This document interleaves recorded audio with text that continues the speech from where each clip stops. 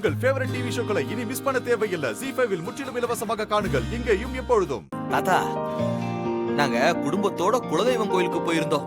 ரேவதி கல்யாண பத்திரிக்கை வச்சு கும்பிட. அப்ப அங்க என்ன நடந்துச்சு தெரியுமா? என்னையா நடந்தது சொல்லு. சாமி, என்ன ஆசீர்வாதம் பண்ணுங்க. ஓ நல்ல மனசுக்கு எல்லாமே நல்லபடியா தான் நடக்கும். நீ ஆசைப்பட்டதை விட நீ ஆசைப்படாத ஒரு விஷயம் உனக்கு கிடைக்க போகுதே. அதுக்கு உன் மனச தயார்படுத்திக்கோ. மாப்பிளைக்கு விபூதி வச்சு ஆசீர்வாதம் பண்ணுங்க சாமி. உனக்கு விபூதி வைக்க மாட்டேன். ஓடா.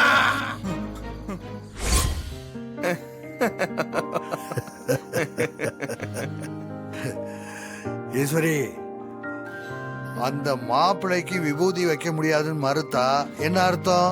என்னங்க அர்த்தம்? அவன் நம்ம பேத்திக்கு மாப்பிள்ளை ஆக முடியாதுன்னு அர்த்தம். அதத்தான் குலதெய்வம் பூசாரி மூலமா நமக்கு உணர்த்திருக்கு. அப்படியா சொல்றீங்க?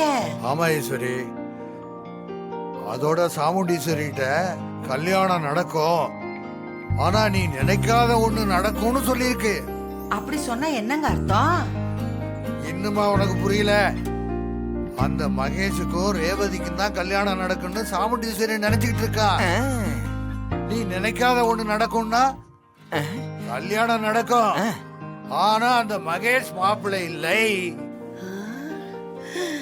அப்படியா? நம்ம பேராண்டிதான் மாப்பிள்ளையா வாங்குறீங்களா? ஆமா ஆமா.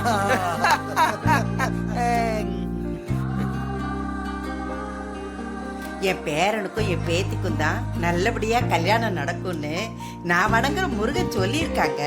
சந்தோஷமா இருக்குங்க. ஆமா, அந்த கடவுளே நம்ம விருப்பத்தை நிறைவேற்றி வைக்க போறாரு ஈஸ்வரி. நீங்க எப்பவுமே என் கல்யாணத்தை பத்தி மட்டும்தான் பேசுவீங்களா? நான் தான் எனக்கு கல்யாணத்துல விருப்பம் இல்லைன்னு சொல்லிட்டேன்ல பாட்டி. ப்ளீஸ் தாத்தா, அதை பத்தி பேச வேண்டாம். ZEE5 ஆப்பை டவுன்லோட் செய்து அனைத்து எபிசோடுகளையும் இலவசமாக பாருங்க.